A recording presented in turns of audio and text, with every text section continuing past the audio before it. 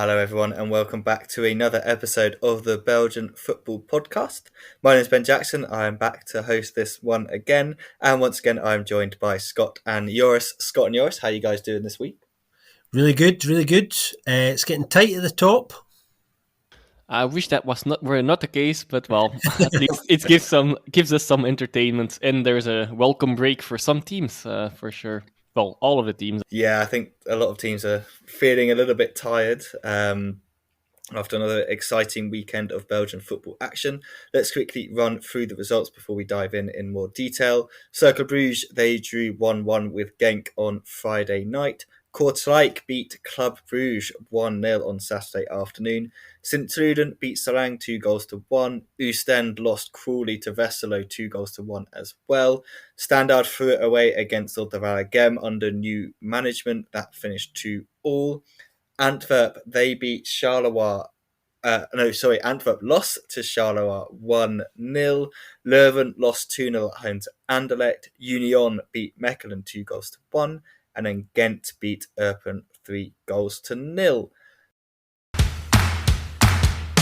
Let's start with Genk against Cercle Bruges then. And yeah, Cercle had quite a few chances in this one. 18 shots in the end, but only 4 on target. So there's a little bit of inefficiency from them. 41% possession overall to 59% of Genk's. But it was Cercle who took the lead. Lovely ball over the top. Found Ayese Ueda in far too much space for the Genk's defence liking.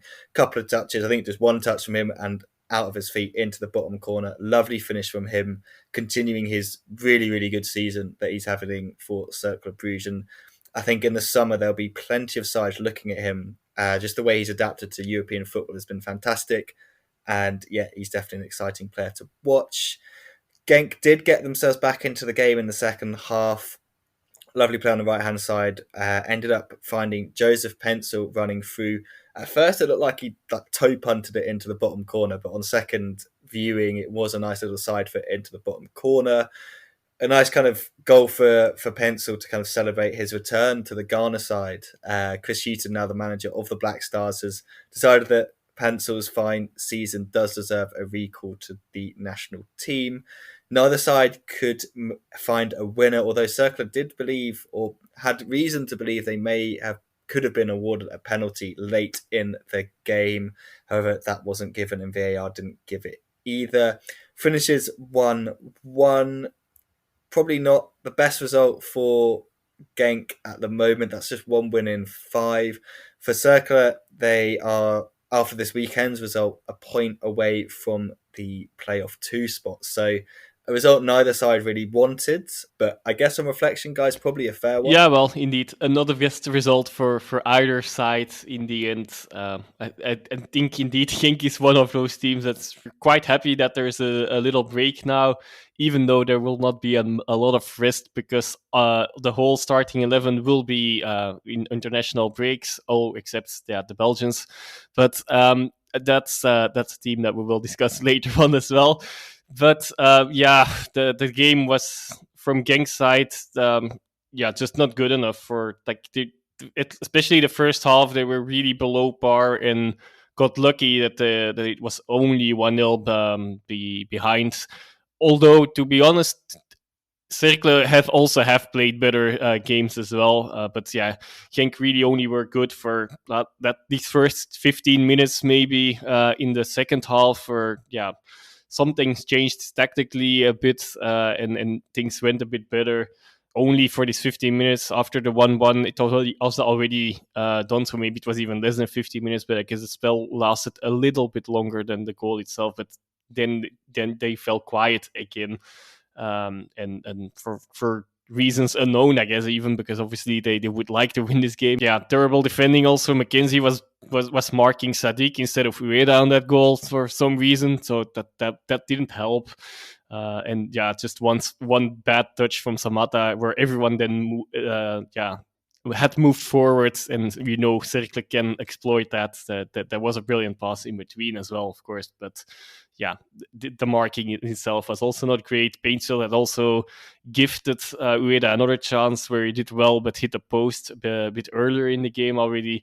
Everything seemed like just a bit off, and nothing was created either. So it's even one win in 6, I believe, even now. Very happy that there's a break now. Hopefully the batteries can be recharged a bit. Very frustrating day on Friday as well for Genk.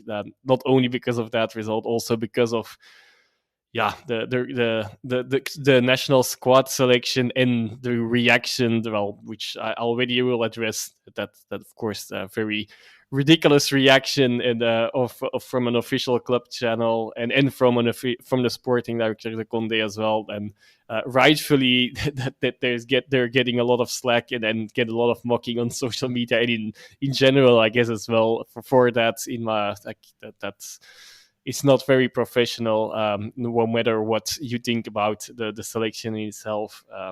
You shouldn't do that. On Cercla's side, then, as Scott was saying during the game already, and I didn't react on that because I was hoping I would not jinx it, but CK had, I don't know what was up with him, but no ball, no free ball, no set piece that he hits was going anywhere near the quality we're used to from him. That was definitely the case. That just he had an off game, at least on that side. I don't think he did a bad job otherwise, but his set pieces were not from his usual standards. Nothing came from it, and not even close to it. All Van der Voort had an easy time on those balls, while I still was holding my breath sometimes with giving some. Genk also gifted a few corners quite easily, especially in the first half, but nothing came from it. So at least that came out. And for Cercle now, playoff 2 is a bit in danger now. Of course, they're also now out of it after the results of the rest of the weekend. And there's also the decision for Charleroi and Mechelen that for needs. Well, I think Mechelen have appealed or something again, but it looks like that might be replayed, and that could also give Charleroi another chance to another shot at 3 extra points, which could prove really vital for that whole battle, as ridiculous as that one is as well. And about the penalty, I guess I would also. I would say it was a penalty, but apparently the referee department has come out and it isn't. Yeah, I also feel like it should have been a penalty. And if it would have been, given that it wouldn't have been overturned either. But okay, that's the sad thing for Cercle Brugge there, I guess. Yeah, I think a draw was probably a fair result, actually, in the end. Both managers actually quite happy with the point. Interestingly, afterwards, even Miran Muslic, who was asked about the penalty, which probably is the biggest single talking point in the whole game, I thought it was a definite penalty and was pretty surprised when it wasn't checked, but absolutely nothing. A couple of controversial decisions really this weekend. That's probably one of them. And there was a tackle in the Leuven Anderlecht game that probably should have seen some action that didn't get an eyelid flutter either, which is very odd, which we'll get to. But yeah, the penalty decision was pretty controversial, I thought. Miran Muslic was very honest when asked about it afterwards, and he said it's a penalty, no debate about it. But I think he recognised that after Genk's poor first half, they're going to be a very different side in the second half, and they did manage to get themselves back into the game. Cercle hanging on in there, and you have to, I think, take your chances when you're on top in games, and I think Muslic recognises this, and that ultimately a point probably wasn't bad against what he described as the best side in Belgium at the moment, which they are.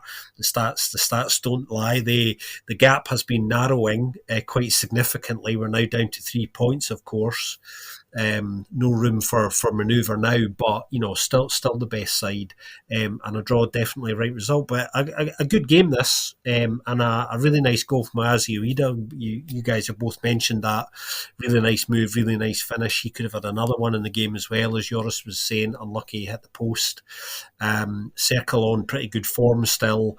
And yeah, Joris has already made the point. I think Genk will be really, arguably the happiest side in the league that we're going into a wee international break now, so they can just kind of regroup and get their heads together going into those last 4 games ahead of the playoffs. Yeah, no, I think I don't know if they are the best team in Belgium at the moment. in my opinion. I think there's another team I'd probably stick as the best team in Belgium at the moment. But who knows, after the international break, maybe they can kind of refined the swagger and the confidence with which they're playing earlier. But it's going to be all to play for in the playoffs anyway. We know that, but the gap's just so small that it's probably it's not significant at all at the moment. We're going to have a title race between at least two, maybe even three. One side that will definitely not be in that title race, maybe not even playoff one, are Club Brugge. This week last week they announced that Rick de Mil will remain as head coach for the remainder of the season. No Alfred Schroeder, maybe Alexander Blessing in the summer, who knows? But they're like, yeah, beat standard, Rick de Mil's the man, and then they lose to Kortrijk. Just seems to be one of those kind of like, maybe just wait a bit before you make these kind of big calls. But I think in my mind, it kind of makes sense. Just stick it out. The season's kind of a write-off at the moment. You do need to make the top four, and you've got enough players to be able to do that. But yeah, don't go all out for someone until you've definitely found the right person, because that just didn't work with Scott Parker. For Kortrijk, no Selemani. It looks like he's probably out for the rest of the season, but another player who we know has magic in him stepped up to deliver the fatal blow in this one, and that was Abdelkader Kadli. Lovely finish from him. Some good work on the left-hand side from Kristahan. He finds Kadri. He kind of has to do it all himself at this point. Cuts inside, whips it into the far corner. Just a really good finish from him. And that's how it stayed. Kortrijk keep a clean sheet against Club Brugge, which is, quality for them. Club had a lot of possession, 55%, 13 shots, but just 3 on target. It's just not really good enough for them at the moment. A couple of changes they made. Dennis Adoy came in, still playing that Lang Jutler front two. Whether that's the right call, I don't know. You just, saw a couple of the kids come on in Tabli and Vermont. Obviously, DeMille working with the youth, so that's probably going to see a couple of those get a couple more chances, which I guess at the moment isn't the worst thing that they could do. But if they really want to get top four, they have now actually slipped out of it with these weekends' results. Definitely slipping away from any sort of title race. We knew that was over anyway. For Kortrijk, just a massive win. Ends a 4-game run without a win at least. Gets them onto 30 points, which it may be enough at this moment in time, especially, guys, when we consider if we looked at kind of what fixtures they had coming up, this would have been one that we wouldn't have really put down as a chance for them to get 3 points. Maybe a point, not 3. So it's kind of a bonus 3 points given what the running they've got, and without Selemani as well, probably one of their best players that they've had this season. So I guess Stork pretty happy, De Mil and Club Brugge fans pretty unhappy. Yeah, well, I think that's Kortrijk's first win in 6, I think, all in. And I think their first win over Club in 7 years, something like that. So statistically, it's quite significant. Yeah, I mean, I think you're right, Ben. I think there's an argument that they're more or less there. It won't be something that Bern's saying to his players. I can be certain of that, but I think they are more or less there, especially when you consider these 3 points were unexpected. But you look at their last 4 games. Coming up, they've got Cercle away, Eupen at home, which is the really big one, I suppose, Antwerp away, and Union at home. So I think maybe 1 point, possibly, depending on some other results, might actually be enough mathematically to do it for them. It's at that point where they just need to be very careful. I can, be certain that will be drummed into them this week in training, that they're not quite there yet, although almost. From Club's perspective, only 3 wins in 15 in the league now, which is really poor, obviously. Just actually not been able to dominate games this season, generally speaking, in ways that they have been able to do in recent years. A lot of their output indicators are down as well, and they're not able to score in periods in games when they are on top. They actually started quite brightly. The first 15, 20 minutes, they could have had a couple of goals in this game if they'd taken their chances, which they weren't able to do. It was interesting to see Rick de Mil name a number of Club Next players in the squad this weekend as well, and giving senior debuts to Talby, who's 17, and Romeo Vermont, who's a little bit older. He's 19. He actually scored for Club Next the following day in the Challenger Pro League. Not the first time we've seen that this season. You know, a player playing for the senior side and then going and scoring for the under-23 side the following day. So that's happened again, which was interesting. But on the whole, Kiltrike, I think, were just about worthy of their win. I thought they were a bit brighter and a bit more incisive. And did we all see Mesoides' red tights? That gave me a good laugh when he came on. He looked a bit like Santa Claus. Yeah, and it was like 12 degrees outside or something, so not too cold. But in his defense, apparently, I wasn't there, obviously, but it was quite tempestual temperature and windy and rainy. And well, the pitch, we just have to mention it. Indeed, the pitch was not in the best conditions of all. And this is an ongoing theme with Kortrijk as well. I think one of those pitches that you don't like to play. They got 8 wins now, and they've got a win against Antwerp, they got a win against Genk, they got a win against Club Brugge now. They won away at Standard as well. They got a point from Anderlecht, so yeah, I think you can really say that they were giant killers, especially at home turf. Although, like I said, also they won in Liège as well. But yeah, they really are not the easiest place to go to for the top teams, it seems. And that might actually in the end then indeed lead to be just about enough to be safe. I was also about to call them safe already, but then I remembered there's that rule of like 1 point per game, so 34 points should be their target. But yeah, on the other hand, the Oostende and Zulte Waregem both have 24 points. I don't think you will need to get to 34 in the end. It would be a surprise if either one of those would wouldn't lose any game anymore, because that's what they would need already. So that they not lose 4 straight.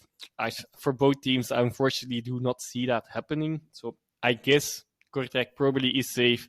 And yeah, of course, indeed, they will probably really focus on that game against Eup. If they win that one, they are there. And then for Club Brugge, yeah, they really were made to rue their missed chances. Van Aken had a big miss, but that one was really due to the pitch. You could see the ball bounce like right before he hit it. Chance he normally would put away in his sleep, I suppose. Yeah, Remchuk had an awful miss as well. I think we need to mention that one as well. As sad as it be, it's also another one that caused some laughter on social media, and rightfully so, I guess. Even with all circumstances there, Buchanan also had a one-on-one that he should have done better, but he's not scoring the goals this season for sure. And Club Brugge, Scott already mentioned a stat about their form. I will also continue on that. That's now 1 win in their last 9 away games. That one game against Zulte Waregem as well, which was also not their most convincing performance. And also, additionally, no 2 consecutive wins since the World Cup break, since October for them either. So, yeah, then you will make it difficult for yourself to get into playoff 1. Yeah, exactly. And I just, can't see any kind of happiness in that if they don't make it into playoff 1, despite everything that's happened this season. It'd just be such a weird one with kind of like the Champions League one, they're not making playoff 1. It'd be very strange, but it is definitely a possibility with the way Ghent are playing. And another team that probably the second team that's really happy that there is an international break now to hopefully put some things in order.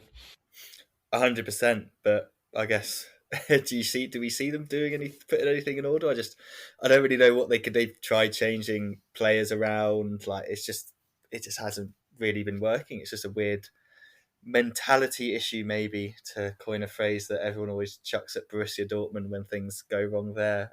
Let's go back to the bottom of the league then, and yeah, I think we could probably stick a fork in Serang. We could probably have stuck a fork in them a long time ago, but I think this result definitely just kind of pretty much confirms that they are going to go down.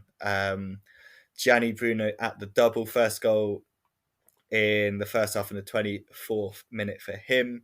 I kind of saw the lineup with St. Truiden went for, and I think I said to you guys, I can't believe they're playing Frank Boyer and Maury Kanate together against Serang. It just seems like such a waste of just a waste, really. The two slightly more defensive players when you've got a slightly more creative player in Rocco Reitz on the bench, who I just feel like would be a much better option against a side like Serang, who, let's just say, they aren't the best team in the league and you're at home. But Hollaback loves that Boyer Kanate kind of tandem. I'm not hitting on it. I think it's good against certain teams, but against a Serang at home, I'd like to see them go a little bit more adventurous, and maybe that is what's going to happen next season under a new manager. But yeah, Bruno continues to score. He then scored again in the 83rd minute. A little bit of pinball in the area. Hayashi eventually finds him with the ball and he sticks it in to make it 2-0. That was his 14th league goal of the season. Absolutely carrying the scoring load for the Canaries. Marius Miranda-Maggi got a goal. He hasn't scored for a while because of injuries. Really nice kind of tight angle finish from him, actually. Quite an unexpected one. However, Serang couldn't get anything out of the game. Just one shot on target. They actually had more possession, 51%, which, again, play Rocco Reitz instead of one of those two in midfield, and maybe that would be different. St. Truiden get the win. Still in with a hunt for playoff 2. They are only 3 points off it, but that's their first win in 5.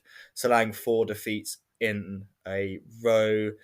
8 points off of safety. I mean, we knew they were going to go down. They've put up a little bit of a fight. I mean, I didn't see them winning 5 games, let alone picking up 19 points as well. So fair play to them, but they're done. St. Truiden, I still don't think they're going to make playoff 2. I just think they beat a poor Serang team, but they just haven't been playing the best of football lately. Yeah, their form's not there and hasn't been for probably a couple of months now. There's certainly nothing to suggest that they're going to squeak in there now, I don't think, even if they were to win their remaining games. You mentioned Gianni Bruno getting his 13th and 14th this season in this game. They're incredibly reliant on him. He's actually been responsible for 14 of their 30 league goals this season. You know, they're very low scorers, St. Truiden, and that's an extraordinary stat if you think about it. It really is.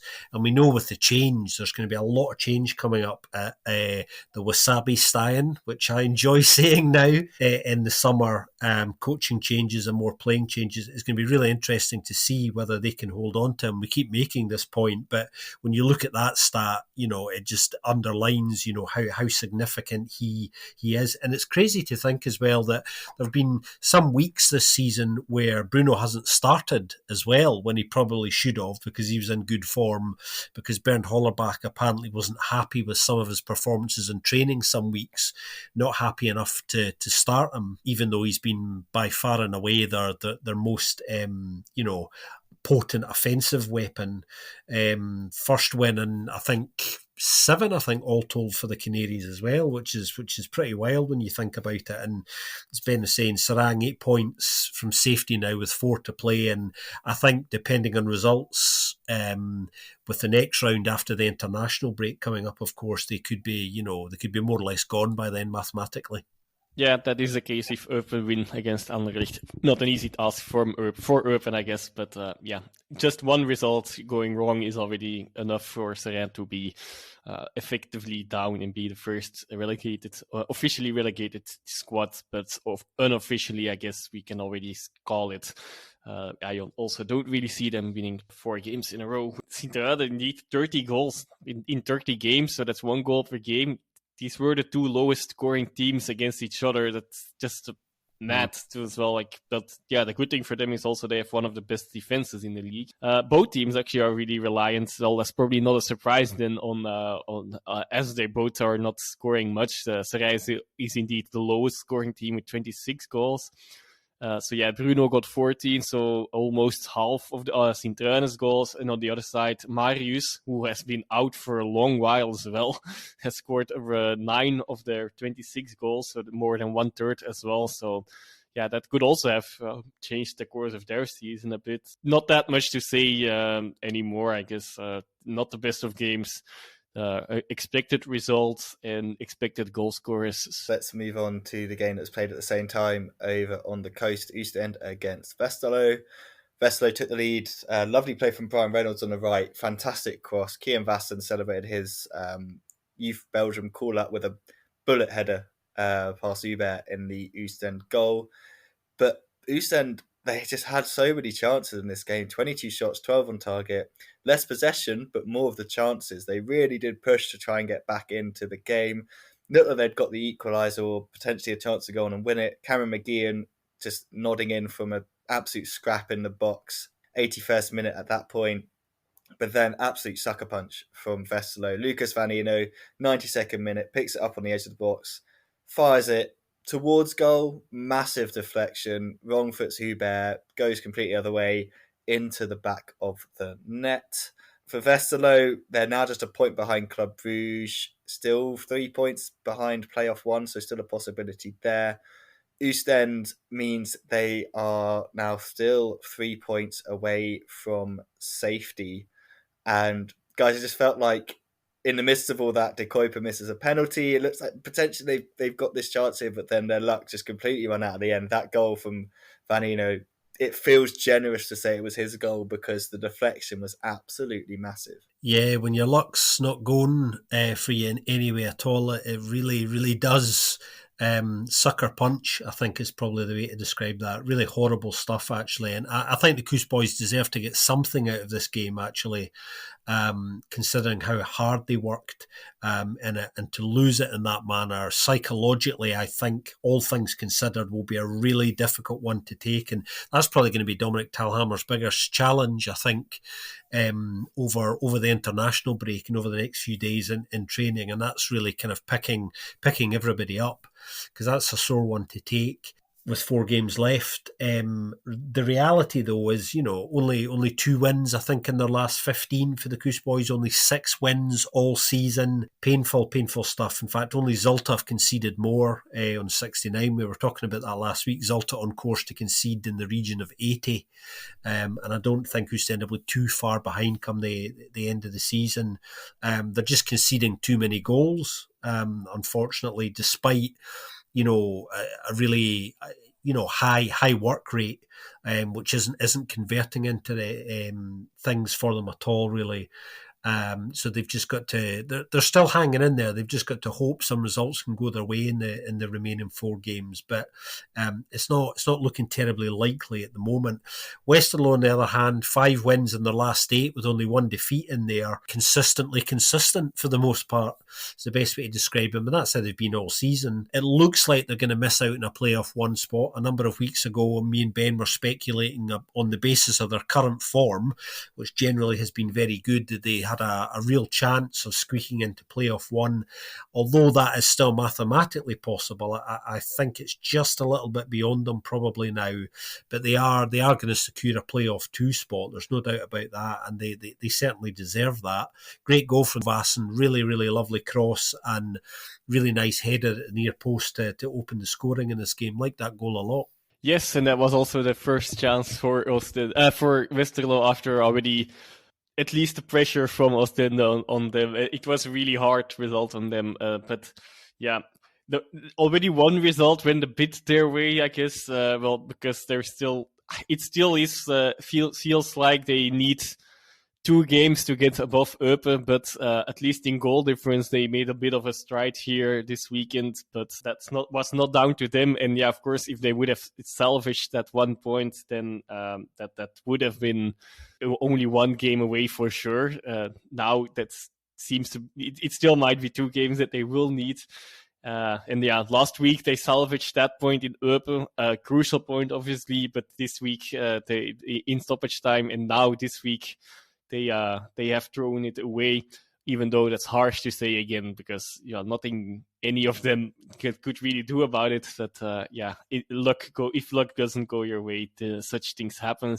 And at Westerlo's point of view, 2 shots on targets, 2 goals as well. So to also show, I haven't seen all of the game, but I saw all of the highlights, and I saw parts of the games, and it's a bit of a miracle that Oostende haven't scored more, even though not all their chances were that to put to bed easily or anything. Not playing balls on a platter for their strikers. Some of them were, I guess, but also some rebounds, but more some scrappy situations like the goal they had in the end. But yeah, they definitely did not deserve to lose this one at least, and maybe probably even to win this one, and that would have been the world of good for them. But unfortunately, that was not the case for them. Yeah, also.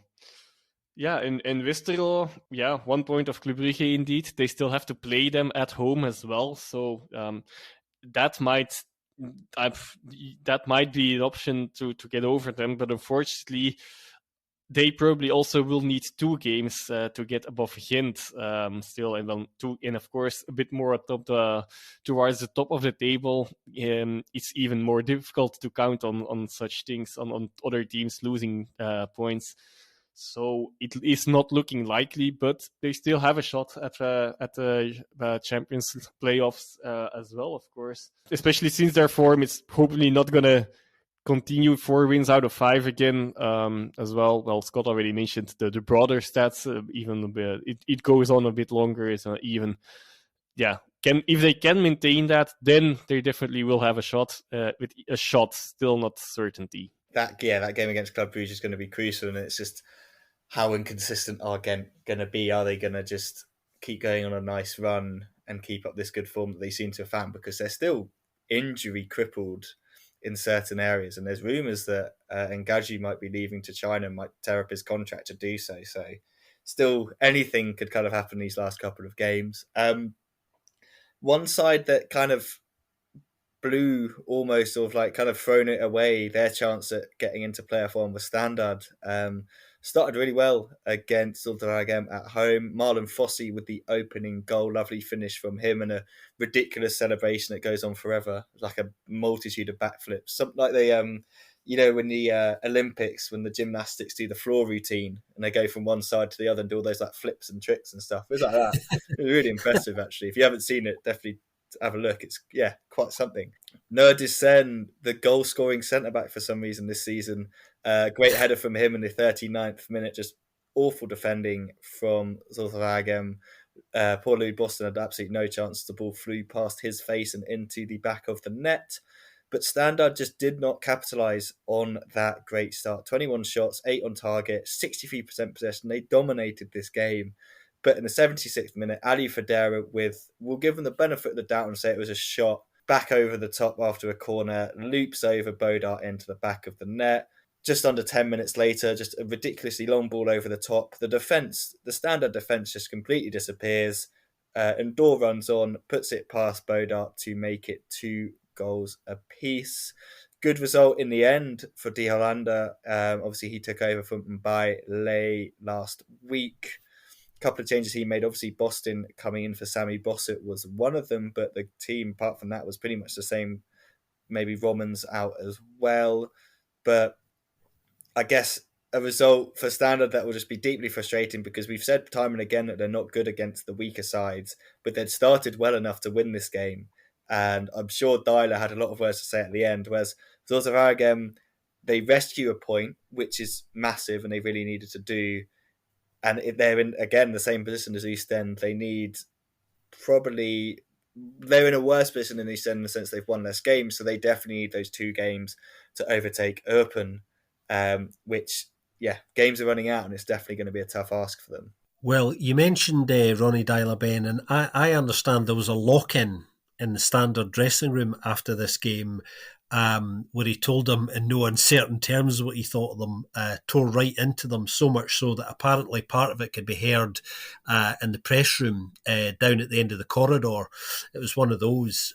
So they were locked in for a period of time and treated to what some of us might describe as the old hairdryer treatment. And I, knowing Ronnie Dyler certainly the way I do from his time in Scotland, I don't fancy being in the receiving end of that because Ronnie Dyler's quite an imposing character, even when he's, relatively laid back with his team talks. So I can imagine a lock-in Dyler style is not something you really want to be in on. And I thought that was interesting because I think that just is an indication that he feels that was probably their last their last shot at maybe securing a playoff one spot, which was still possible, has probably gone now. He did come out afterwards, actually, when he was talking to the press and say that, Europe now has to be our priority through playoff two, and that seems to be the definite target now and the big prize for them. They can perform against the top sides, as we know, and this game is just indicative of something that's plagued them all season that we've talked about before. Against sides that they should be taking all of the points off, they're not doing that. I think they just switched off in this game. I think they thought they'd won it. There was a period in the second half where you could just sense them taking their foot off it, and their concentration wasn't quite there, and it was just a matter of concentration for me. Simple things that they weren't paying attention to, and some simple communication at key moments as well, were the difference in this game. And Zulte couldn't believe it, in truth. Although it looked like it was coming because Standard were taking their foot off it, I wasn't entirely sure it was going to happen, but it did. And I think they just needed that lock-in, probably, that reality check. And just for regular listeners, lock-ins are something that Ben does to me and Joris all the time, and tears strips off us, don't you, Ben? To be honest, maybe I'm the one taking that role. Yeah, I was going to say. But well, what's more to say? You could indeed feel it coming all game long. Even Zulte Waregem were actually not performing that bad. But yeah, after the 2-0, you thought game is over, especially since they didn't create as much. But when you could sense it somehow. I guess it's easy to say as well. It's hanging in the air. Literally, it's like a bit. Oh, yeah, it's a bit not very pragmatic to say as well, or rational, but you kind of felt it's like, yeah, they were way too lax Standard.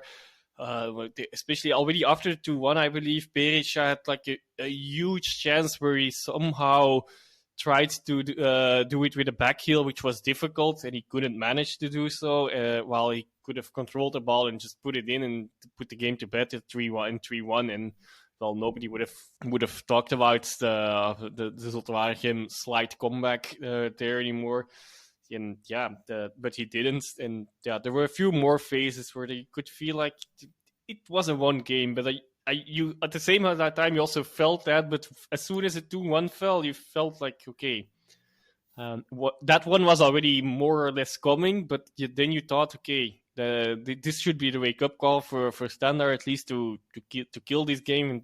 But yeah, clearly they didn't, and I can totally understand Daila to give them that treatment there. And yeah, really, really a Jekyll and Hyde performance actually from Standard, though. Like they were playing relatively well, not extraordinary, but like it really looked like they did enough to finally get an easy-ish win against a bottom side. The Standard at the same time, they are like both also a giant killer. They also have won against a lot of the top teams, but on the other hand, much like Kortrijk, I guess they also dropped points against this Kortrijk, against Serij, against Zulte Waregem, against Eupen. So all of the bottom four have taken points off them this season.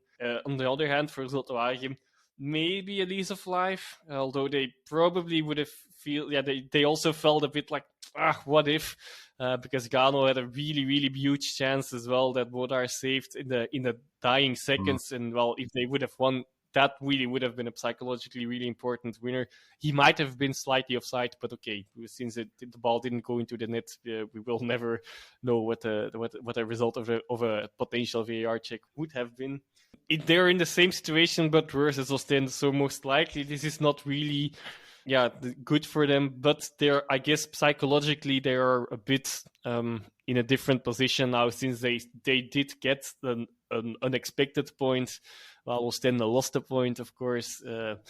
And Eupen are not completely out of sight, of course, as well. And Zulte Waregem have made that decision finally last week to part with Leijen and to give Dollander in the VAU the chance to the chance to create the shock effect they need, and well, I guess also to put a bit of more of organization into their team, which worked relatively well in this game, even though they still should have lost this one. Most if Standard would have not wasted their chances, but there were not that many as they have given away before. No, it's just I just don't like playing against weaker sides, which is just bizarre. It's just such a weird dilemma that's going on there. It just seems to be a weaker side that will just be happy they've got the break, but also frustrated that they ended the kind of pre-international break the way they did, because their situation could have been even better. And one of those is Antwerp. Again, they could have been 2 points off Union, 5 points off Genk, if they had managed to beat Charleroi. And I mean, 29 shots, 8 on target, 66% possession. They had everything in this game, but they couldn't score. Just could not find the net. And I guess when Vincent Janssen's missing, maybe that is what happens. No Janssen, obviously Kirk playing up front by himself. It's just a game when they're like, if only we'd somehow been able to keep Marco Frey just for this game. However, it was a man who has really struggled to score over the past season, but he's now, since the turn of the calendar year, he's got 3 goals, which is pretty good going. Yusuf Badji with a really, really nice header. I think it's from Adam Zorgan's cross. Badji just flying in, directing the header past Boutte in the Antwerp goal. Only one of 2 shots Charleroi had on target. Proper smash and grab this one, 34% possession. They did then make it difficult for themselves when Damien Mark picked up his second yellow card of the game in the 60th minute to get sent off. For Antwerp, though, I guess some good things. Sam Vine's back on the bench. He has been back in training, but actually back on the bench. Al Hassan Youssef came back as well. For Charleroi, quite an interesting one. I don't know if you guys saw. Adrien Bongiovanni, former Monaco man, was at Cercle Bruges as well for a little bit of time. Then he's been playing for the Charleroi second team, despite being 23 and having played for all these kind of other teams and had Pro League experience. Like, really strange. Suddenly he was like just there. I had no idea he joined them and was there in their kind of youth setup. But yeah, he was there. Didn't come on the pitch, however, but that was kind of a strange name to just appear on the sheet there. But I guess, guys, when FootMob give Herve the Cat Coffee, a man of the match performance, that kind of sums up how this game went. Yeah, well, it's funny you mentioned Antwerp being frustrated, because I think they did enough to get something out of this game. I think the reason they didn't is because of the man you just mentioned. Herve the Cat Coffee had an excellent game, probably the best game he's had in quite some time, actually. We know how good he can be, and he just had one of his absolutely first-rate games again. I think something like 8 or 9 saves throughout the game, a lot of them inside the box as well. Really, really good game, and he certainly played more than his part in locking Antwerp out. What a ball by Adam Zorgan, by the way, for Badji's goal. I thought that was a fantastic cross, technically really good as well, the way he just opens his body out. We know our Joris is a massive Zorgan fan. That ball was, so much better than I think. Nobody's really mentioned how good an assist that actually was this weekend. It was one of those moments of quality where, if that ball wasn't delivered the way it was, then that's not a goal in a million years either. So technically just superb stuff. And Charleroi now 4 wins in 6, and as we were saying last week, in a position to push really hard for a playoff 2 spot themselves now, and they'll be feeling much better about themselves, not just because there's been this slow and steady improvement over the last few weeks, but because of what Joris mentioned earlier about the abandoned game from months ago now between Charleroi and Mechelen, which looked like was going to be awarded the points to Mechelen, but because the referee didn't follow procedure in alerting the commissioner before the formal abandonment of the game, Charleroi lawyers have been able to exploit that loophole, and the Pro League have had no choice but to order a replay behind closed doors, which would give Charleroi the opportunity to pick up 3 points which they didn't think they were going to get, that were gone to them. So there's a rather interesting dynamic now with that game hanging over Charleroi and Mechelen, that Charleroi could get 3 points that could, we don't know yet, but could yet turn out to be very, very significant come the playoffs. Yeah, well, I have to nuance the coffee game thing again as well, because for this, well, he very possibly could have given away a very, very stupid penalty inside first 10 minutes, which would have changed the whole, well, could have potentially have changed the whole outcome of the game. I personally feel like it would be hard to give that as a penalty, but I have seen other decisions, especially from the same referee in recent weeks as well. Same thing actually with like he did get got a time wasting yellow card after 35 minutes, which I applaud. It was Verbomen, this referee. He also had the Genk Union game last week where he gave Maurice in the 95th minute the yellow card he deserved half an hour earlier. But the result was still the same, because Coffey was still wasting a lot of time, and he just didn't give the same that second yellow card either. So yeah, that you just don't ever give that second yellow card for a goalkeeper for time wasting. I suppose I can get that there was some frustration amongst Antwerp fans for that, and well, just again showing some inconsistency in refereeing, even with the same people around. Also, there in the Genk Union game, he did give a cheap handball penalty for Genk on the other hand. So consistency is still a bit weird in that regard. But okay, apart from that, I don't feel like Antwerp should have needed that penalty. They were well the better side, of course. Also because Charleroi did let them have the ball a lot, but still they created enough chances to get at least something out of this game, but really were lacking Jan. So yeah, you could also see that they were searching, because Kerk started in the as an out-and-out striker, but then after half an hour, Balikwisha and Kerk moved places from Balikwisha from the wing, then going to striker, and the lads in the final minutes, even in the final 15 minutes or so, was operating as a striker as well. So amazing. Which did he has done that in the past at where was it, in his spell in Australia, but where was it? I think it was Melbourne. Then he has been a striker for one season, I believe, there. But just it shows they were looking for solutions but not finding them, which shows a weakness not only with Antwerp. There's a few teams that are lacking now. The Vrij is still their second striker, goal scorer as well, and with Janssen out, any team will struggle with their first striker out. But it does show that they really should hope. From what I've heard, he should be back by the end of the break already. So it's not something that will end this season that he's out with, but they really should hope that he isn't, because that could harm their chances. At least for in the league. Of course, the cup game is just one game. Anything can happen there. But to get back to that, it was actually Antwerp's first loss after 9 undefeated. They again had a good run. It's with Van Bommel after that great start of the season. But this of course hampers that run, and then the points that they could have done a really good job and get closer to Genk and stay close with Union, and in the end Genk even get 1 point extra on them, and Union even more, which we will talk about a bit later on as well, of course.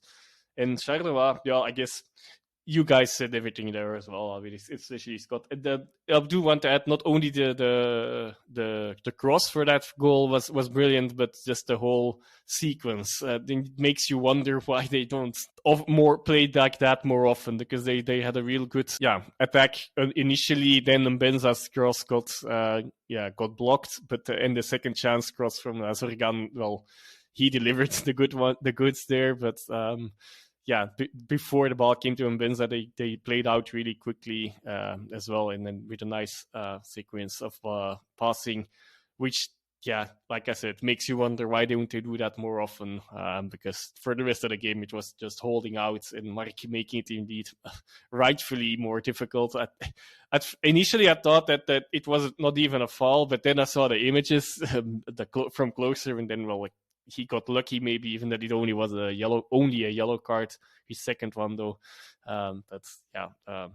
After that, I can understand that you go really defensively, but it had been all game basically. And Charleroi twice won against Antwerp. Probably I didn't look this one up, but I do think that's the first team that has done that, and maybe the only team that will do so until the end of the regular season as well. Yeah, it's a good win for them as well. That keeps that playoff 2 chance alive for sure. One side that were coming off a really good result in the midweek, actually, that we should definitely talk about are Anderlecht. That man, Islam Samani, just proving to be a very, very good signing. He scored the winner against Villarreal in the second half. I think it was about 70-something minutes in, late, kind of grabbing that winner for Anderlecht. They knock out Villarreal from the Conference League. I mean, Villarreal, just 2021, were the Europa League champions, so no mugs at all. And for a Belgian side to go to Spain and knock out a Spanish side is, just something you shouldn't really overlook. So massive congratulations to them. And I mean, we do have the potential, we'll speak about Ghent as well, of getting a team into the kind of the final, basically. Anderlecht will face AZ Alkmaar, while Ghent will play West Ham. We'll talk about Ghent in a little bit, as I said. Yeah, Anderlecht against Alkmaar, nice little Belgian-Dutch kind of rivalry there in the quarterfinals. But yeah, fantastic week of European football and good to see Anderlecht getting the win there. Slimani didn't start that game, but he did start this one against Urde Hevelet Leuven. They welcomed back Matthew Mertens on the bench for this one. Mario Gonzalez started, so good to see him back as well. But it's kind of same old for Leuven. They just can play some nice football at times, but just don't really have that attacking edge or the ability to see out games. Gave away a penalty in the 30th minute. Slimani stepped up to slot that one home in the 33rd. It was then a bit of Christian Arnstad magic late on in the second half. Lovely little solo goal from him, just picking the ball up, driving towards it, beating a couple of men, putting it in the bottom corner, sending the Anderlecht fans crazy. That is how it finished 2-0 to Anderlecht. 2 wins on the bounce in the league for them. They are in 8th place, just a point above Charleroi and Cercle Bruges. 3 points now above Leuven. They're only 4 points off their rivals Standard Liège, so that is possible they could catch them to move up, but they're probably looking over their shoulder more than they are up at the moment just to kind of secure that playoff 2 spot. But I guess, I don't know, do you think that's probably Leuven out of playoff 2 reckoning with that result? And then for Anderlecht, with the European football, there just seems to be a pretty good vibe going around, and maybe they're one of the teams that didn't want the break. Yeah, well, I think they're certainly they're performing more consistently now, and there's a lot more of a positive feel around the place. You can tell that, regular listeners will know I'm a big body language person. I like to check that out because you can tell a lot from that, and that has completely changed. I think they're obviously feeling much better about themselves. You mentioned the win over Villarreal in Europe. I'll come back to that for a minute because that was just sensational. None of us saw that coming, and none of us saw the European week that we've just had coming. Absolutely sensational stuff. Record coefficient points as well, and regardless of what happens now, it's been historic, for a number of reasons. So we should enjoy that regardless of what happens in the next round. But yeah, fingers crossed that somebody can go all the way, and a possibility of Belgian sides meeting each other is still very much there too, and that would be rather tasty as well. As far as this game's concerned, I saw all of this game and I thought Anderlecht completely controlled this game in a quite an interesting way. The game lacked a little bit of intensity, but I did expect that because of Anderlecht's European exertions. But they just had enough quality about them to control the game without really getting out of first gear, I thought. Leuven just struggling to kind of hold on to their coattails really a little bit, particularly in the first half. They were trying to hit Anderlecht on the counter, and then they obviously had a discussion about that half time, some tactical tweaks, and they stepped it up a little bit in the second half, but it didn't make a great deal of difference. And I just feel that they're kind of struggling to convert chances. They are creating, I think, and creating some decent opportunities, but they're just not taking those chances, and that's proving the difference for them now. Mark Bryce was a little bit negative regarding Anderlecht after this game. He said he felt that they didn't try to play a lot of football and try to take the sting out of the match, which I think the second point is definitely true, but I think that's a case of good game management. I think I didn't expect them to come out and go hammer and tong here because of the European game, as I was saying, but they were still able to control this game fairly easily in the end and get the win. The big story in the game, really, I suppose, is Verscharen's torn ACL. It was very obvious at the time that something nasty had happened there. He'd made it very clear that something wasn't right, and in the preceding hours, obviously, there's confirmation that he has torn his ACL, and sadly, that's him out until probably at least January, which is kind of terrible news for everybody connected to Anderlecht and for the rest of us, because we know how good a footballer Jari Verscharen can be. The positive in this, if there is one for Anderlecht, and that is that Christian Arnstad, who actually had a very good game when he came on for Jari Verscharen, is now going to get what looks like an extended run on the side, and if he can prove his consistency, he will probably keep that ahead of somebody like Liar Rafailov. Interesting to hear to Brian Reimer say after the game as well that he was very much torn between bringing on Arnstad or Rafailov, but chose Arnstad in the end because he's been very good in training and been working very hard, and he's definitely now going to get a really big opportunity for the remainder of the games this season, and probably an extended run in the first half of next season as well. So a fantastic opportunity for him. He did get his first senior goal as well. What can you say about Leuven? Gonzalez not scoring for more than 2 months now, and he's their top goal scorer. Of course, he has been out as well for part of these 2 months, but that doesn't help in a side that indeed has not scored enough. Altamari missed a few chances here, a few very similar chances. Actually, one funny moment, I guess, was also, by the end of the game, it was still 0-1, so Leuven were still very much in the game. He needed some support with some cramps that he had. And then 1 minute later, he instead of trying to easily hit the ball in towards the goal, because Verbruggen is been in incredible form. I'm not even saying that it's a sitter, but an easy header at least to make great danger. He does try an overhead kick while he just had cramps, and he missed it as well. So that probably came a bit because he missed a few headed chances before that incident happened as well. But that was a strange, slightly funny moment. He didn't injure himself with that, but I think he would have had a way better shot at scoring if he just tried the header again.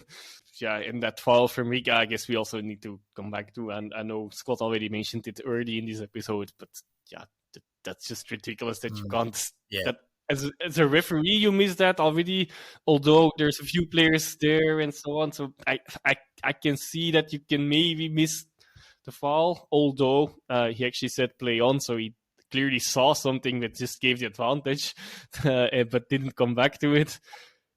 But then to not even give a yellow card at least, and then the VAR doesn't intervene either. It's ridiculous, really. Honestly, how can you miss that? That really was a challenge for Amusu. Got lucky that he didn't have isn't out at all, and didn't get got another injury for Anderlecht as well. After unfortunately, Verscharen also got one himself going into his final year of contract as well. I suspect that there will be a Tissoudali-like deal that the contract will be extended with at least 1 year. Who knows? Maybe further negotiations as well. But I guess that would be best for both himself and the club. But I wish him all the best, of course. Good to see Martens back for Leuven, indeed. And Yeah, I think that's also that was Anderlecht's first win in Leuven since 2015. So in 8 years' time, Leuven have spent a few years in not in the first division, of course, as well in this time period, but still, first win in 8 years in Leuven for Anderlecht. Yeah, and a really important one at that. And hopefully the Rashan injury isn't too bad. But I think you're right, yes. I think some sort of Tisadali type deal is probably in the offing for him there. Let's go to Brussels. Let's go to Park Doon and Union Saint-Gilloise against Mechelen. That's not what they were playing on Thursday night, though. They were over at Lotto Park, much to their fans' delight. A lot of grumbling about that. Basically turned into a home away from home then. They absolutely romped past Union Berlin. And I was just watching that game thinking, if you've not seen this side before, and that's kind of your first experience of them, like, it must be quite something to see this team that Union Berlin, they're one of the stories of the season in Germany. They've kind of tailed off a little bit now, but they were one of the stories of the season. But they just got absolutely outplayed by Union. Teddy Tuma was incredible. Victor Boniface, he just deserved a goal. That's how good his performance was. He was just all over the place, just absolutely running the game for Union. Just there was a point, I think maybe after Tuma had scored, or maybe Lazar Amani's really good goal, they were just like knocking the ball about as if it was a training game. And I'm like, this is a Europa League kind of knockout game, and you've just taken Union Berlin to the cleaners. 3-0 it finished for them. They get rewarded for their win with a tie against Leverkusen. So another German side for them to play against. And I think Leverkusen might watch a lot of that video to kind of try and plan how they're going to try and stop this Union side, because it's just the way they're playing in Europe at the moment. They are just having fun, and I think that's what you can see. There doesn't seem to be any pressure. They're playing kind of pressure-free football. Not the same in the league. I think there was a little bit more pressure on them, especially against the likes of Mechelen, and it didn't start very well for them. Julian Ngoy, given the run of basically from the halfway line, completely unchallenged, almost misses it, just kind of bobbles under Maurice into the back of the net. So 1-0 to Mechelen early on, in the 4th minute, I think it was. Then Loic Lapissan scores a fine goal in the 10th minute to bring back parity.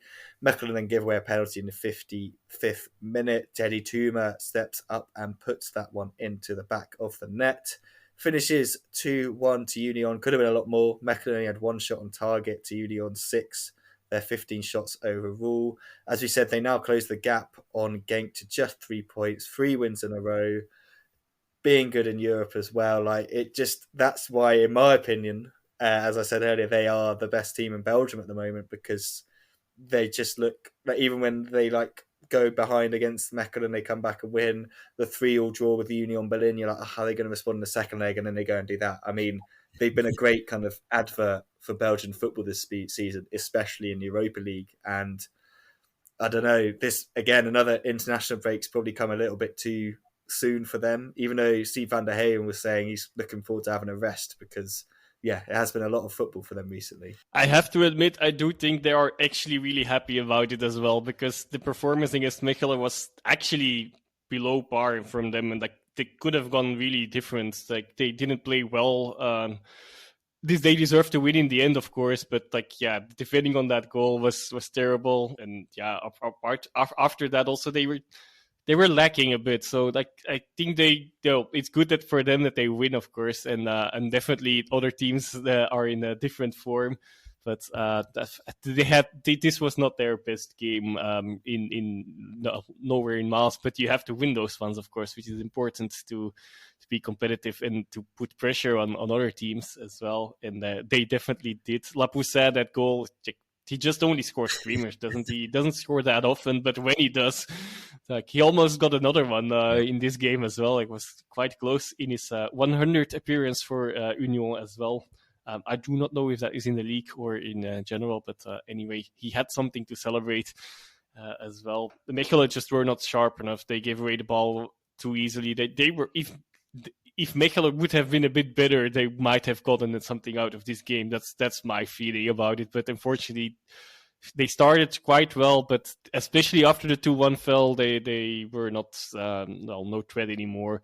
But they made, even now they made it difficult for Union until a certain point. But of course, a deserved win, but the playing level of Union was just less than than it has been in the last few weeks, which is understandable. With they went through a whole patch of games in short time in quick succession, and they managed really well. So I have to compliment them on that, of course. But in this game, they were just not as good as we know they can be, and as they have been, and even 3 days before they were magnificent in Europe as well. But yeah, I think all in all, they're also happy that there's a break as well to charge the batteries, like I mentioned before already. Many teams, especially in the top, are happy with that, and I think they're the only team in the top 4 that has won anyway. So they will, in that sense, they will be really happy to end it that this sequence of games on that note, and we'll look forward to the rest of the league. And I'm not sure if that's the case for other teams, but they are definitely in a good place right now. Yeah, if I was Bayer Leverkusen, then I would not want to be playing Union Saint-Gilloise in Europe. And the analysis team at Leverkusen will almost certainly be drumming in to everybody at Leverkusen, this is a dangerous side. This is a side that can handle themselves and have very little fear. And there's definitely an argument that says that the Union are, of the 3 sides in Belgium still in European competition, they're the ones who possibly have a chance of really doing something here. So it'll be interesting to see if that comes to pass. It's going to be very exciting to watch them, as it has been for quite some time now. Good win for Union, and another good weekend for them as well. Then I saw Leverkusen winning against Bayern this weekend, which also already makes me doubt that Leverkusen are still in the same form as they were against Club Brugge in the Champions League. So because there's so many cross comparisons you can make now, of course, which do not make any sense. So let's not do that. But anyway, Leverkusen are no mugs either. I guess both teams aren't inside this week for each other. Yeah, and there's some plenty of interesting teams left over in that draw as well.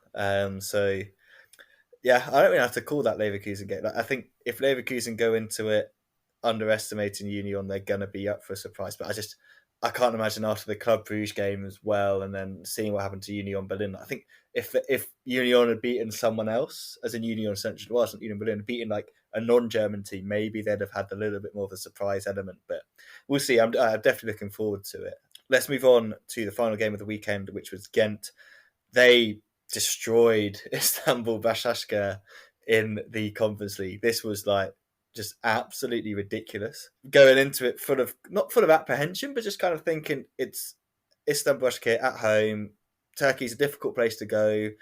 Belgian teams in Europe, we saw last season Ghent against PAOK just completely drop the ball against a team they probably should have beaten. But this time they've got Gift Orban, so that makes a little bit of a difference when he just smashes in a hat-trick within 3 minutes. The second one being absolutely ridiculous as well. Just you knew he was going to shoot, and there was nothing they could do to stop him. Hugo Kuipers then made it 4-0 within 37 minutes. But all the goals are basically 31, 32, 34, and 37. Game was pretty much over at that point. Januzaj gets like a token Belgian scoring against the Belgian side goal in the 88th minute. Was like, yes, great. We got a team through, and then they draw bloody West Ham. And I said to you guys, I'm sick of seeing West Ham against Belgian teams. It's so boring. And it means that we get like the actual commentary on BT Sport in the UK, which is just horrendous because they just have no idea what they're talking about when it comes to the Belgian sides. And we're available, lads. We're available. Yeah, exactly. We should do our own kind of over-the-top stream from that. But you just know they're going to be like slating Ghent at some point because they're not as good as a Premier League side or something stupid. Like they were with Club Brugge against Benfica. They took absolutely no context of what's been happening since previous, like the group stages. They were just like, oh, rubbish. So fingers crossed we can finally have a Belgian team beat West Ham because it hasn't happened yet. And it's been pretty painful watching. But West Ham aren't in great form either, so who knows? Yeah, well, again, another sensational result, and I think, well, I mean, this one was arguably the most impressive of the three, really. And if Gif Orban can take the form he's had in Europe into the tie against West Ham, then West Ham might be not having the last laugh. And that's what Big Hein will be hoping. It was interesting to hear him come out. Actually, his response to the draw was to say that he felt getting West Ham was the hardest possible draw they could get. I thought a bit of psychology going on there because I wasn't entirely convinced by that, but I know where he's coming from. It'll be a very interesting tie, that I think. As they all will, and again, I suppose just continuing to surprise in a way, because in Europe particularly, they've been so inconsistent, not winning games that they really should be winning, and then going and doing something like that, which was, absolutely not expected. Wonderful stuff.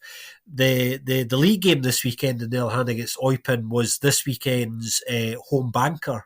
I thought, a pretty straightforward win for the Buffaloes.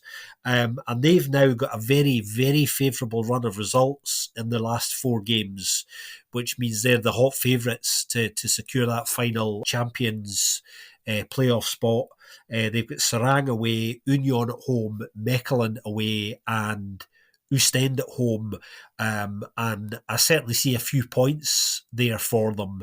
So it's in their own hands to get the job done, and I think they're enjoying being in the driving seat. I did see Paul Nardi coming out this week during one of the press conferences and saying that they're now in a position they've been trying to get into for some time, and the challenge is to not let this opportunity slip now that they're so close to the finish line and securing that spot, which would be a really interesting prize for them. And it's come along at a time when obviously they've had this European boost as well, so it's nice for Ghent to have lots of positive things to say this week. I'm still hesitant to call them favourites because of that Union game in between there, and knowing Club Brugge's schedule as well. It's also very favourable to them. Of course, they go into this run in this run in a different psychological way, but that's why I guess especially why this break is probably good for Club Brugge, less for Ghent maybe, even though the scoreline in their game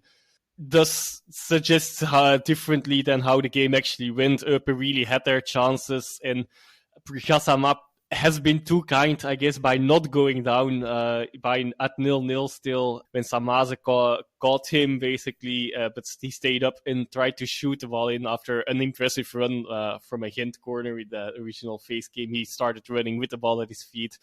And he ended up with a shot that Nardi saved. But if he would have gotten down, that very well might have been a red card and a penalty. So that's nice of him, I guess. And Eupen had chances, especially in the beginning of the game, to also take the lead. But Ghent managed to get the goals. Orban didn't for once, but he even at the second goal is also a little bit funny. Like he kind of made a complete mess of it and shot completely wrong direction after the ball hit the post. It wasn't too easy, but because him doing that, the ball didn't go in straight from his feet, but he shot it against Davidson, and the ball still ended up in the back in the back of the net. So yeah, still a funny way, and harsh result for Eupen. Hopefully for them, this does not end up them losing their goal advantage. Actually, I guess in the end, hopefully it doesn't get that significant for them, because all in all, of course, the scoreline is even. Hans said it's a miracle. Well, not a miracle, but it's a bit harsh on them that we won 3-0. In the end, I guess a reasonable win for them. Yeah, Kuipers got his 16th goal of the season, so he's also edging closer in the. Well, he's also joint top scorer now together with Janssen and Oluwachu.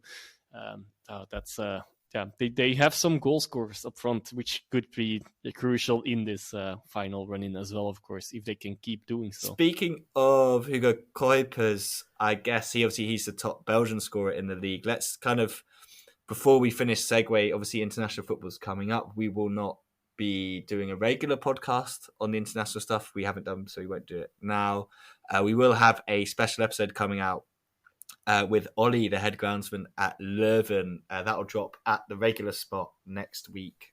So definitely look out for that. Scott's going to sit down with him this week to get that one, so it should be a good one. But obviously, Tedesco announced his squad, and I guess Scott and I come from a biased position in the sense that we are very much focused on the Pro League. So we want to see as many Pro League players in there as possible, but only 2 got in Vertonghen as Zeno de Bast. Even Jeremy Doku injury didn't see a Mike Tressel get called up. Instead, it was Johan Bakayoko from PSV. So, yeah, I guess for me and Scott, slightly disappointed there weren't more Pro League players. But Joris, as the actual Belgian, what was your kind of take on the squad that it was announced? Do you see kind of taking away the players that have obviously retired and weren't selectable? Do you see it as a move towards something else? I know the style of play is probably going to be the biggest shift, but do you see the slight shift in kind of who he's picked and the type of players he's picked, or does it feel a bit samey? Well, he made the choices that inevitably had to be made at some point, I guess. For that's probably good. My main point of criticism has been the communication, because there's been a few weird twists here. I do get all the reasonings for almost all the players, I think, that are involved now, and it's good to see Lavia in, like I said, as well. But there's a few odd choices and argumentations, I suppose. Of course, I'm also biased, although I'm not. That's clear. But definitely the PSR not being in, it feels a bit weird. It's okay. I was counting on Doku being out anyway when I said that. So okay, in the end that happened. So that he initially wasn't. I guess I can place that, but then now I can still place it, but more in the sense that I hope that it's more in Bakayoko had been flirting. Well, I don't know if I'm hoping for that, but they had been flirting with the Ivory Coast and they tried to lock him in as a national Belgian team player. Of course, one official appearance might not. It doesn't make that official yet, but to make that effort and that choice. But on the other hand, that's where the argumentation lacks a bit. Like they were trying to keep the group of the under 21s or under 23s together for the European Championships under 21 that they have this summer. And he is one part of that squad, but it has been an argumentation for not picking. It's a detail in the whole scheme of things, though, I have to admit that as well. But to not pick Van der Voorten and instead of taking 4 goalkeepers that are from the exact same year in 1992. On the other hand, I also mentioned both Kaminski and Sels as options. I did not expect both of them to be there in this squad, especially since there's so little outfield players that have been selected, which is another point, which is probably in that sense it's been clear, I guess, in his communication, and the style of play will do a lot. But Tedesco would have made it a lot easier for himself, or just select slightly, not necessarily Martinez-like squads, but take 1 or 2 or 3 extra players, to appease everyone a bit, I guess. But that's into politics, I guess. All in all, I can get a selection in the squad, I can get also the reasoning for each individual player in a vacuum as well. But I'm not sure about the overall strategy necessarily. But we'll see how this involved. I'm definitely give him a chance. Very recently, now while we were recording, they announced that Van de Bruyne has been chosen as captain, while an hour before we could already hear that the players would like Lukaku to be their captain, so that it's very, very clear that he's the boss, and he's taking decisions. And we'll have to see. I just feel like he probably puts a bit more pressure on himself with such a small squad than should be. But on the other hand, it gives clarity. We'll see how this further develops, of course. But he definitely will have to get some good results, or at least good football in this first qualifiers, and in this first qualifier against Sweden and against Germany in the friendly. Yeah, I think it'd be fair to say that the general reaction to the squad announcement has been pretty lukewarm. I think people were expecting more wholesale changes than there has been. Although, interestingly, when you look at Roberto Martinez, who announced the first Portugal squad of his tenure this week as well. Remember Roberto, everybody?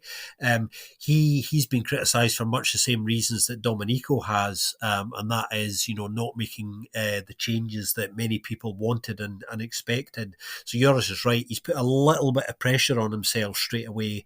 I think it's very difficult to be too critical at this stage, because not only is it his first squad, but he only actually met the players properly for the first time today, in fact, and the first training session was earlier on this afternoon, as Joris was saying. So it's very early yet, so that you may find over the announcement of the next couple of squads over the coming months that there may be some tweaks that are more in line with what people wanted to see. So we'll wait and see.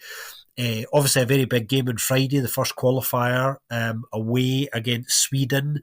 Not the easiest place to go, and not a particularly easy first game either.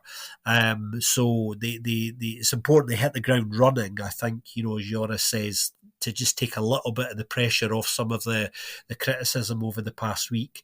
And even the friendly fixture next Tuesday against Germany in Cologne has got a sort of added interest to it as well, just to see what Domenico does tactically and in terms of his lineup as well. So wish them well on Friday, because it feels like quite a big game already. Yeah, there should be an interesting one. It's more the style of play I think we're interested to see. I think Fies came out in today's press conference actually and was like, yeah, we chatted about his style of play and it's all quite exciting, going to suit me, the kind of pressing, attacking, intense sort of stuff, which I think, everyone would love to see this side play. So, we'll probably talk about that when we come back. But for now, I think that probably does it for this week's episode. As always, guys, it's been a pleasure. It has. It's never not a pleasure. I just want to know: are we going to get locked in, Ben? After us, Joris. He's our Ronnie Dyler. Well, we still have to discuss the Challenger Pro League, I guess. A good very point. Quickly, maybe. Scott, I forgot to go to you on the Challenger. We got so caught up in the Tedesco. What has been happening? Because, it looks like a certain side are edging closer and closer, and it is now definitely a 2-horse race. Yeah, well, indeed, what has been happening in the Challenger Pro League? Quick score roundup. Playoff 2, the relegation playoff.